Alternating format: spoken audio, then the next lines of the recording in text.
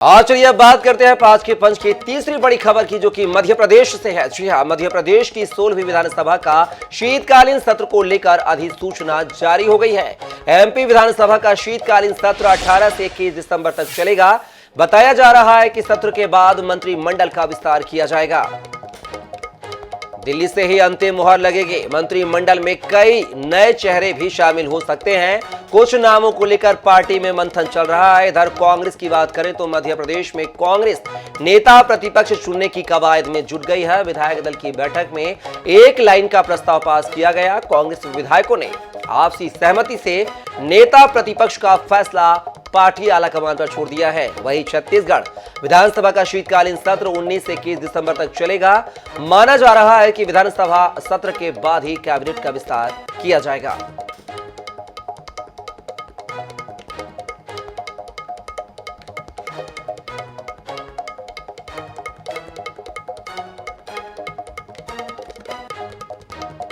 Cabinet की बैठक में इस विषय को लाया है। उन्होंने कहा है कि 19, 20 और 21 को विधानसभा का सत्र रखा जाए। उसमें प्रोटेम स्पीकर पहले और फिर शपथ ग्रहण और अभिभाषण सब कुछ विधिवत वैसे ही होना है। ये कुछ अनुपूरक बजट भी लाया जाएगा। आवश्यकताएं हैं। एक्चुअली जो पूरा कल मुख्यमंत्री जी ने बहुत बड़ा विषय किया कि पूरे 18 लाख प्रधानमंत्री आवास, जिसकी घोषणा भी पूर्व से भाजपा की थी, जिसका संघर्ष भाजपा ने सड़क पर किया था, उसमें गरीबों ने साथ दिया था, तो सबसे पहला काम तो वही करना था।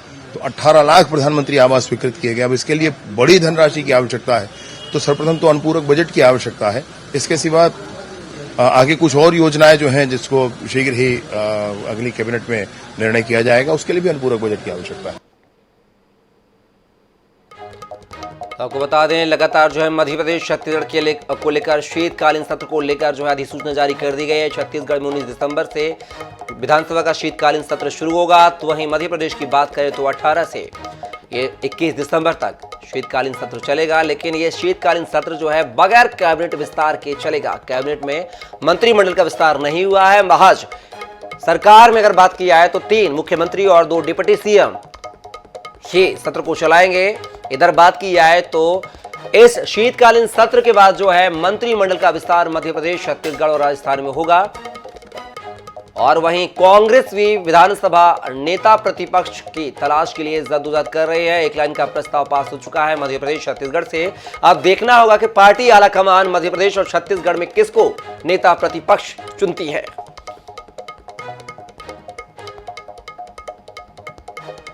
तो बता दें, विधानसभा के शीतकालीन सत्र को लेकर अधिसूचना जारी कर दी गई है। मध्य प्रदेश का शीतकालीन सत्र जो है 18 से 21 दिसंबर तक चलेगा। तो वहीं छत्तीसगढ़ का 19 से 21 दिसंबर तक ये सत्र चलेगा। सत्र को लेकर तैयारियां लगभग पूरी कर ली गई हैं। लेकिन बात यह है कि बगैर विधानसभा नेता प्रतिपक्ष के ये सदन कैसे चलेगा। अभी तक नेता प्रतिपक्ष के नाम का ऐलान कांग्रेस नहीं कर पाई है। पार्टी आलाकमान पर यह निर्णय छोड़ा है। एक लाइन का प्रस्ताव भी रायपुर और भोपाल से पास हुआ है, यानी मध्य प्रदेश के लिए भोपाल से, छत्तीसगढ़ के लिए रायपुर से। अब देखना होगा कि 18 दिसंबर के पहले कौन मध्य प्रदेश और छत्तीसगढ़ के नेता प्रतिपक्ष के रूप में सामने आएगा।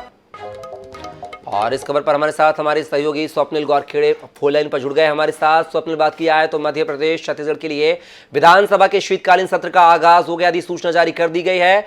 छत्तीसगढ़ की बात करें तो 19 से 21 दिसंबर तक ये शीतकालीन सत्र रहेगा। लेकिन ऐसे में यह है कि ना तो कैबिनेट का विस्तार हुआ है और ना ही नेता प्रतिपक्ष के नाम की घोषणा की गई है, ऐलान किया गया है। ऐसे में ये विधानसभा का शीतकालीन सत्र कैसे चलेगा और क्या माना जाए कि 18 दिसंबर के पहले, 19 दिसंबर के पहले इन नामों का ऐलान हो जाएगा?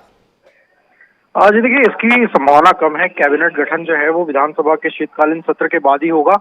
सीएम विष्णुदेव साय 17 दिसंबर को जो है दिल्ली जा रहे हैं और दिल्ली में केंद्रीय नेताओं से मुलाकात होगी। और हो सकता है कि छत्तीसगढ़ में जो कैबिनेट गठन होना है उसको लेकर जो है चर्चा की जाएगी, क्योंकि सीएम और 2 डिप्टी सीएम ने शपथ ले ली है। अब जो कैबिनेट का विस्तार होना है उसके लिए केंद्रीय नेताओं से रायशुमारी होगी। तो सीएम विष्णुदेव साय 17 दिसंबर को जो है दिल्ली जा रहे हैं और उसके बाद 19, 20, 21 ये 3 दिन का जो है शीतकालीन सत्र रखा गया है।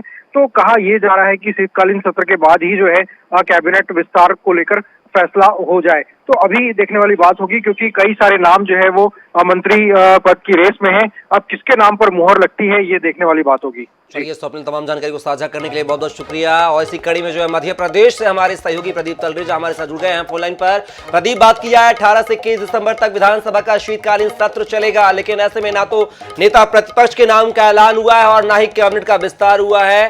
तो क्या माना जाए कि 18 दिसंबर से पहले कांग्रेस अपने नेता प्रतिपक्ष का नाम का ऐलान कर देगी? लेकिन निशान, बिल्कुल ये जरूर कहा जा सकता है कि मध्य प्रदेश में सत्र का आगाज हो चुका है। 18 से 21 तारीख मध्य प्रदेश में 4 दिवसीय सत्र जो है वो रहने वाला है और सत्र के दौरान कई चीज आएंगी। देखिए, सबसे पहले शपथ ग्रहण होंगे, जो नवनिर्वाचित विधायक है उनकी आगमन होगा, तब सब शपथ होगी। इसके बाद तमाम प्रकार के जो राज्यपाल के अभिभाषण से लेकर तमाम चीजें जो है वो देखने में आएंगी। देखिए, अगर बात तो बीजेपी की जाए तो बीजेपी ने जिस प्रकार से मुख्यमंत्री के चेहरे का चयन हुआ, उसके बाद तमाम प्रकार के जो कयास थे वो जरूर लगाए जा रहे हैं कि जल्द से जल्द मुख्यमंत्री के साथ साथ अब कैबिनेट का भी विस्तार जो है वो किया जाएगा। लेकिन ये जरूर कहा जाता है कि जो सूत्र हमारे बता रहे हैं कि दिल्ली तक पूरी सूची जा चुकी है और बहुत जल्द ही देखिए इस पर कैबिनेट पे लेकर के मुहर जो है वो लगती नजर आएगी। हालांकि कौन इसका चेहरा होगा, कितने नए लोगों को इसमें चेहरा मिलेगा, जगह मिलेगी, या जो पूर्व के दिग्गज हैं, हालांकि कुछ उसमें से दिग्गज चुनाव हार गए हैं, लेकिन अब जो बचे हुए दिग्गज है क्या उनका भविष्य भी इस कैबिनेट में होगा, या इसके अलावा जो नए चेहरे, जैसे अगर गुजरात के पैटर्न को बात कीजिए तो वहां पर कई चेहरे जो है वो नए लिए गए थे और कई युवा चेहरों को मौका दिया गया था।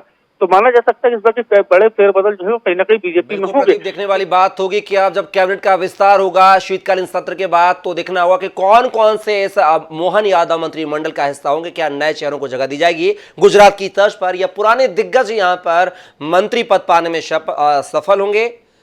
चलिए, बहुत बहुत शुक्रिया प्रदीप तमाम जानकारी को साझा करने के लिए।